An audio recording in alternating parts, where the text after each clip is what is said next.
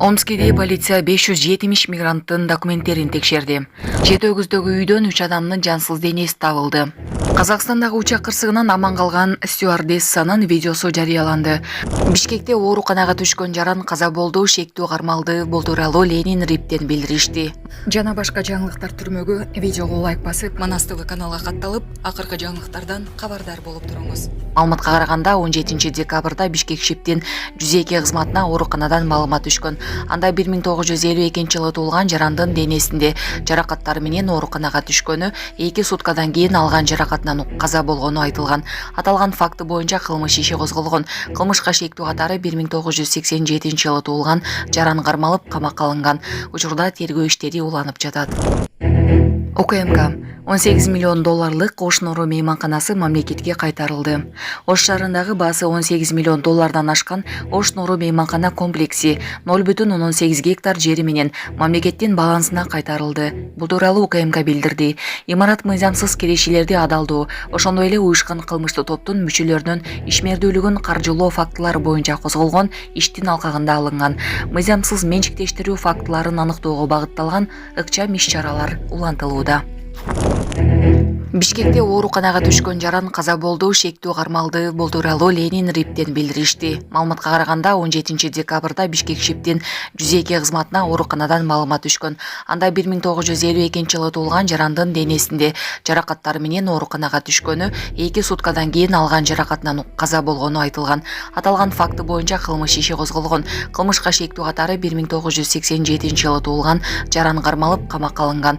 Учурда тергөө иштери уланып жатат. Урматтуу Москва шаарындагы мекендештер, чет жерде мыйзамдарды сактаңыз. Документтериңиздерди толуктаңыздар. Россияда каттоого туруу, регистрация, продление, сахарова карточка, трудовой договор, кара тизмеден текшерүү, ННН, СНИЛС, ОМС, ДМС, башка тилге которуу, документтик иштерде кандай көйгөй жаралса жардам беребиз. Толук маалымат алуу үчүн +7 991 247 84 21. Жогорку кеңештин төрагасы Нурланбек Шакиев фамилиясын өзгөртөт. Жаңы жылдан кийин Жогорку кеңештин төрагасы Нурланбек Шакиев фамилиясын өзгөртөт.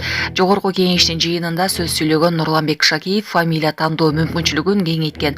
Мыйзам долбоорунун демилгечилеринин бири катары жаңы жылдан тарта Нурланбек Тургунбекович эмес, Нурланбек Тургунбек уулу болорун билдирди.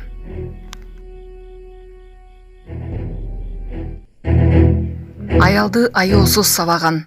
Казакстанда рестобарлардын биринин алдында 2 эркек аялга кол көтөргөнү маалымдалды. Конфликттин себеби азырынча белгисиз. Жабыркаган аял кол салгандарга каршы арыз жазган. Учурда окуя боюнча тиешелүү органдар териштирүү иштерин жүргүзүүдө. Казакстандагы учак кырсыгынан аман калган стюардессанын видеосу жарыяланды.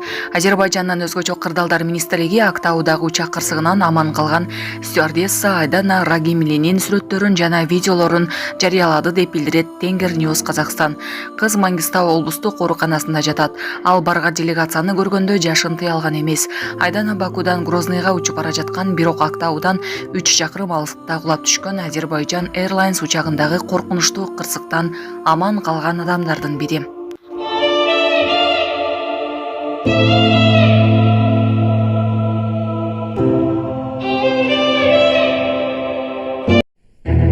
Жети өгүздөгү үйдөн 3 адамдын жансыз денеси табылды. Ысык-Көл облустун Жети өгүз районундагы Липенко айылындагы үйдөн 3 адамдын жансыз денеси табылды. 21 декабрь күнү саат 17:25 чамасында Жети өгүз Риптин нөөмөт бөлүмүнө Липенко айылынын 1985-жылы туулган жаран кайрылып, Жети өгүз районунун Липенко айылында жайгашкан үйлөрдүн биринде 3 адамдын жансыз денеси жатканын айткан. Аталган факты боюнча тергөө башталган. Окуя болгон жерге Ысык-Көл ОИПтин Жети өгүз Риптин тергөө ыкчам тобу жөнөтүлүп, айылдагы үйлөрдүн биринен 1962, 1971, 1979-жылы туулган жарандардын жансыз денесилери табылган. Окуя болгон жерде кароо учурунда 2 бөлмөлүү үйдүн сырткы бөлмөсүндө от жаккан печтен улам өрт чыгып, 2 устун күйүп, үйдүн ички төбөсү полго урап түшкөн абалда болгону аныкталган. Ал эми маркумдардын жансыз денелери үйдүн ички бөлмөсүндө жаткан.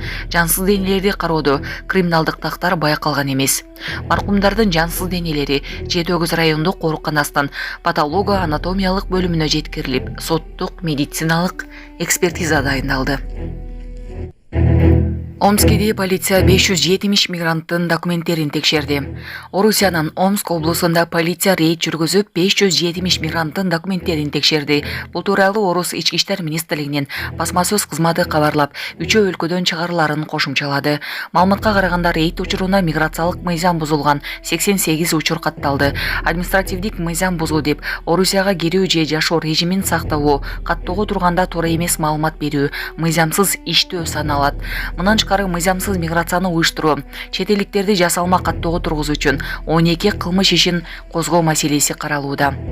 Мартта Москвадагы Крокус Сити холл концерт залында болгон теракттан кийин Орусияда миграция саясаты катаалдашты. Кол салуу үчүн орус бийлиги тажикстандык келгиндерди айыптаган. Улам бир тармакта мигранттардын иштөөсүнө тыюу салынууда. Аларды ишке ашуунун жана Орусияда жашоонун жол-жоболору татаалдашты. 29 ноябрда Кыргызстандын Тышкы иштер министрлигинин консулдук департаментинин директору Сейтек Жумакадыр уулу